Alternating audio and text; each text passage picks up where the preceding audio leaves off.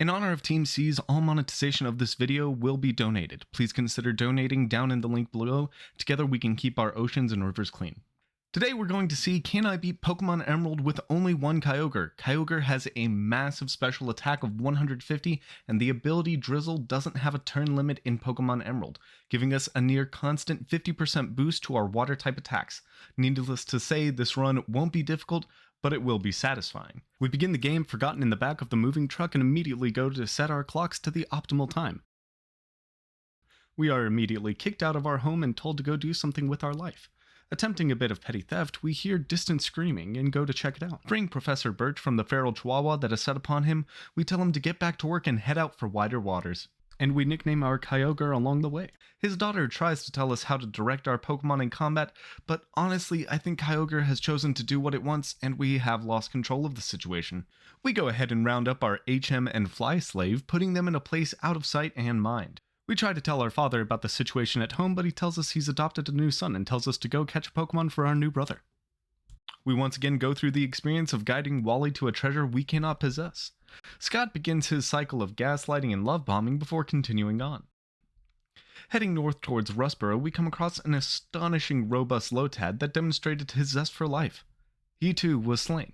Finally arriving at Roxanne's gym, we pull a Genesis Chapter 6 and rid the world of her vile sin. Upon exiting the gym, we see a thief run off with stolen goods, and through our vigilante efforts, we earned ourselves a delivery gig with a free boat ride to an abandoned cave filled with ghostly jewel imps, bats, and sentient dumplings. Before we deal with those abominations, we trek through some sort of abandoned factory before getting jumped in the dark. Thankfully, we win the battle and promptly make our exit. We deliver Devin Corp's note to this recluse and move on towards a lovely beach city where a pirate enthusiast convention has taken over a museum. After disposing of the rowdiest of the pirates, bullying a scientist, we get to meet the leader of Team Aqua, vowing to usurp him and run this organization better than he ever could. We head up to Marvel and acquire a bike to perform #sweet bike tricks later down the line, before going to sit on Wally's undeserved luck. His uncle thanks us for bullying him. That family probably needs a counselor, but we're not here for that. We're here to take on the enemy to Grovyle-mained Nuzlocke, the Terror and Thunder, Watson.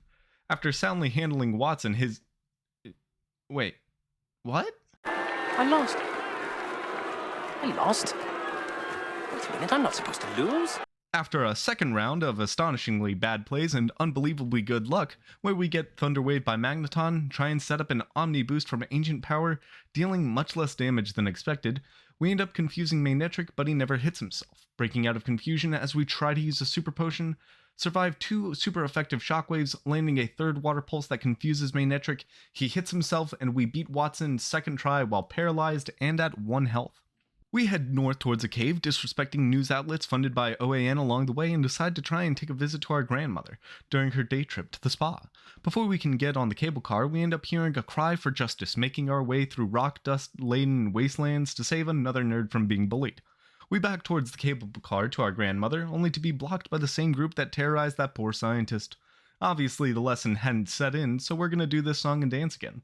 After coming to terms with our newly developed bronchitis from inhaling rock dust and volcanic ash, we pay a trip to our grandmother and receive a nice egg during these trying times. With our rain-boosted Water Pulse and her team composed of slow fire types, we unsurprisingly burn through Flannery's team. We continue with the Emerald Boss Rush and learn the meaning of Patricide as we absolutely batter Norman across the waves. We decide it's time to upgrade our moveset, learning Ice Beam at level 35 and grabbing the HM Surf, replacing Water Pulse. We run into the vagabond we freed from his cavern dwelling and move on. We see our comrades in arms wasting their energy trying to acquire M&J TV's wrongly opinioned favorite Pokemon.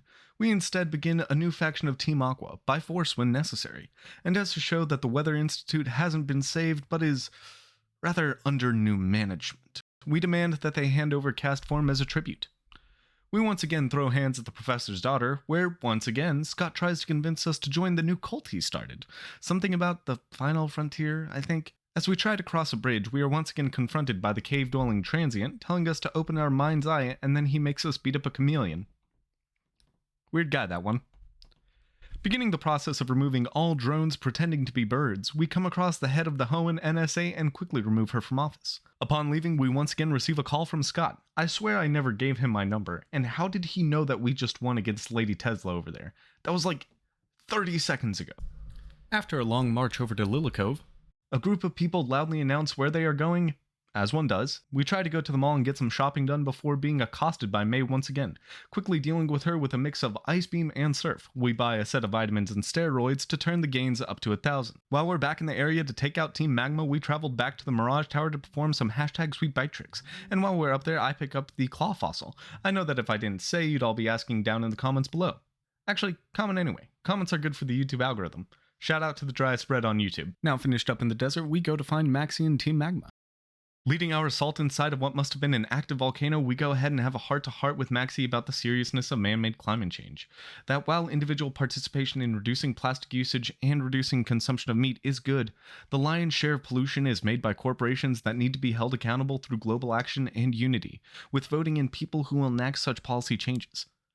He then promptly awakened a lava god, and we had to skedaddle. Next we head back to our headquarters because I heard the man I usurped still had a renegade faction dedicated to him, and we have to nip that in the butt. Leading our second crusade through the day, we offer amnesty to those who lay down their arms, or a brutally quick baptismal waterboarding. This grunt is able to fend us off for just a few seconds longer while the false prophet escapes. His fate is sealed, but we have the new usurper to deal with later. Before we're able to continue on, we welcome new life into the world with New, the never-used Why Not. Her only goal in life is to be a useless spot at Tate and Liza fight. Sorry, little one. We pick up a tentacle and name her Devier the Diver, to learn dive and waterfall, as those are inferior water moves for our water god. We begin staking our claim on all the island cities of the Hoenn region. They are within our territory and belong to us now. Kicking out the twin mares of Moss Deep first, leaving our now-grown Wobbuffet out to only use Splash as to not affect the outcome of the fight, we quickly leave them castaways on the open waters. The wandering vagrant asks us to team up with him against Maxie, as our previous conversation has led Maxie to try and overthrow SpaceX, which, I mean, he's a little confused, but he's got the spirit. Receiving the dive TM from Steven, we head out on the open waters. Having learned the location of the usurping faction, we take the faith they had in their water god and make them drown in it! Moving on towards Sutopolis, we got recruited by some of the nation's strongest leaders about matters of mythological lore and somehow guessed the right answer. By the time we get to the location we divined from nothing, earthquakes have started and we're on a deadline now. We send the giant flying gecko to go deal with the family feud. We have now saved the world and have been invited to take on the final gym leader, but we have something to deal with first. Heading back to Sky Pillar and once again performing outstanding #sweet bite tricks, along the way we go put the flying gecko right where he belongs, in the ground. Returning back to Sutopolis to prove ourselves the superior water-type trainer, we clear through the floor puzzles because they are designed for children, and beat Juan at his own game by setting up a couple calm mines, spraying some potions, and clean sweeping through. Upon defeating Juan, we head west towards Victory Road, ascend a waterfall, riding a jellyfish, and once again are put into the position to teach Wally some manners. Clearing through trainers, including one doing their own gimmick run of beating Emerald with one Roselia, and this outstanding couple using a team of Slaking and Gardevoir using Skill Swap. With our level advantage and rain controlling abilities, we easily sweep through Sydney, breaking out Ice Beam for his Grass-type Cacturn and Shiftry. Due to Phoebe's Dusclops knowing Protect and equipped with the Pressure ability, we end up running low on power points. In order to compensate for this, we set up 2 Calm Minds on Glacia and proceed to 1 or 2 shot her whole team, putting on 1 full restore due to the damage we took while setting up. Upon entering Drake's chamber, we quickly defeat him using Ice Beam for Shelgon, Altaria, and Kingdra. Running out of Ice Beam power points halfway through the fight, we finish with 2 strong Surfs. After that battle, we restore our power points using 1 Elixir and heal. Taking on Wallace, setting up 2 Calm Minds and a full restore, we sweep the rest of his team with no real worries. Until Milotic, where we use 1 more Calm Mind and full restore, sweeping through the rest of Milotic, Wishcash, and Gyarados, ending the run at level 60. Thank you all so much for watching. Don't forget to like, comment, subscribe, and donate to Mr. Beast and Team C's. Have a good night.